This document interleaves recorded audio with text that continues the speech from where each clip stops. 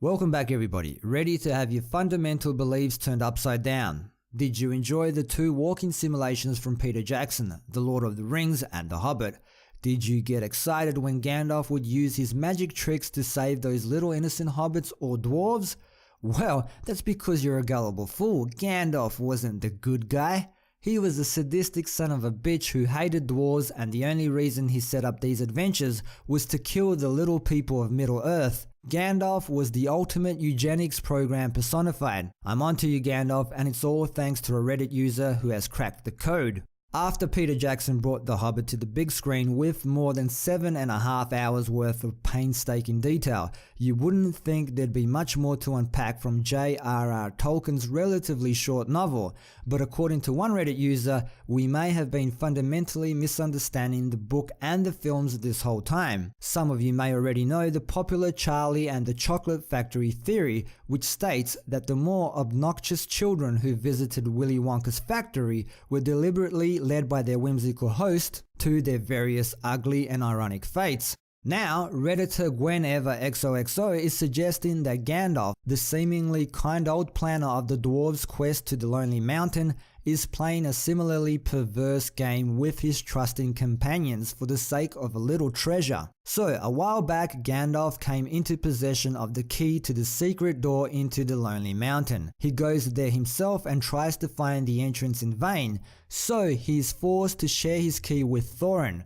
who invites his party of dwarves with him, each demanding his own share of the treasures. Unhappy with sharing his treasure, Gandalf devises a plan to get rid of as many dwarves as possible, since the dwarves depend on him as the Pathfinder. Gandalf plans to lead them to Lonely Mountain through the most dangerous path to encounter the most amount of enemies and dangers. GwenEverXOXO backs up this bold claim by pointing to Gandalf's mysterious periods of absence, explaining, Gandalf also has suspiciously good timing. He seems to disappear from the party almost moments before they encounter a danger, and returns at the nick of time to rescue the remaining survivors every time. I believe Gandalf was always with the team, just that he has hidden himself in the nearby shadows to watch the team reduce in numbers. This way he can watch them get killed but return at just the right moment to be able to keep a few alive, just enough to help him find the secret entrance before Durin's Day. His main goal would probably be to keep just 2 or 3 alive, enough to open the entrance and then still be able to kill them off to keep the treasure all to himself. Though the films would seem to contradict these claims with its scenes of the wizard's side quest, setting up the events of The Lord of the Rings, the theory offers the explanation that the story is all told from the perspective of Bilbo Baggins, and therefore is merely reporting the lies told to him by Gandalf. That being said, the naive hobbit's involvement in this nefarious plan also turns out to be its undoing. The main reason why Gandalf's plan fails is due to 2 things. Inviting Bilbo to the party, since Bilbo more times than one rescues the team / buys enough time for Gandalf to have to return / save them before rousing too much suspicion.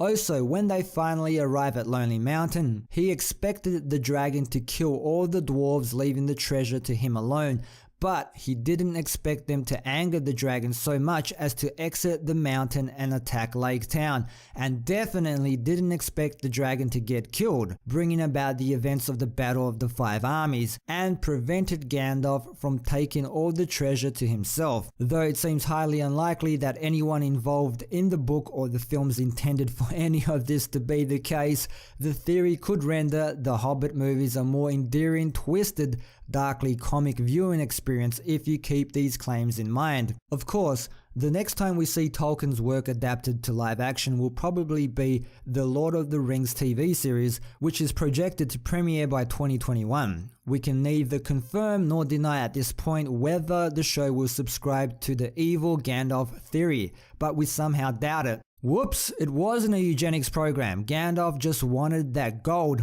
greedy old bugger. So there you have it, peoples. We live in a day and age where theory crafting is a popular pastime, and you can basically take anything and flip it on its head. It's similar to the Darth Jar Jar theory or the Karate Kid theory that Daniel's son was the bully all along. I enjoy seeing these things, it gives me a good laugh and shows you how creative people can be, unless they're right, of course. So there you have it, peoples. Hope you enjoyed the video. Leave your thoughts down below. As always, thanks for dropping by and for your continued support. Don't forget to like, share, sub and all of that good stuff, and until next time, see yas.